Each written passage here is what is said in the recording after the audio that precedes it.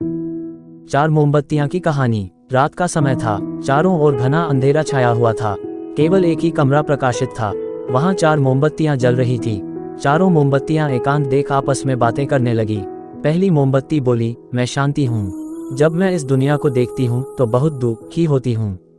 चारों ओर आपाधापी, लूट खसोट और हिंसा का बोलबाला है। ऐसे में यहाँ रहना बहुत मुश्किल है। मैं अब यहाँ और नहीं रह सकती। इतना कहकर मोमबत्ती बुझ गई। दूसरी मोमबत्ती भी अपने मन की बात कहने लगी, मैं विश्वास हूँ। मुझे लगता है कि झूठ, धोखा, फरेब, बेईमानी मेरा वजूद खत्म करते जा रहे हैं। ये जगह अब मेरे लायक नहीं रही। मैं भी जा रही हूँ। इतना कहकर दूसरी मोमबत्ती भी बुझ गई। तीसरी मोमबत्ती भी दुखी थी। वह बोली, मैं प्रेम हूँ। मैं हर किसी के लिए हर पल जल सकती हूँ, लेकिन अब किसी के पास मेरे लिए वक्त नहीं बचा। स्वार्थ और नफरत का भाव मेरा स्थान लेता जा रहा है। लोगों के मन में अपनों के प्रति भी प्रेम भावना नहीं बची। अब ये सहना मेरे बस की बात नहीं। मेरे लिए जाना ही ठीक होगा। कहकर तीसरी मोमबत्ती भी बुझ गई। तीसरी बत्ती बुझी ही थी कि कमरे में एक बालक ने प्रवेश किया। मोमबत्तियों को बुझा हुआ देख उसे बहुत दुख हुआ।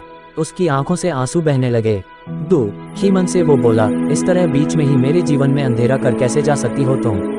तुम्हें तो अंत तक पूरा जलना था, लेकिन तुमने मेरा साथ छोड़ दिया। अब मैं क्या करूंगा?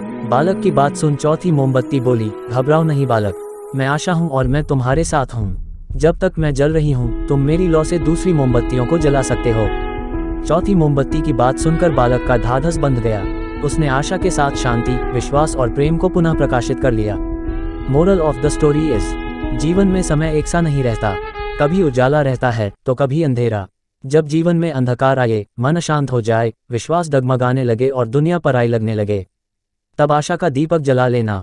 जब तक आशा का दीपक जलता रहेगा, जीवन में कभी अंधेरा नहीं हो सकता। आशा के बल पर जीवन में सब कुछ पाया जा सकता है। इसलिए आशा का साथ कभी ना छोड़े।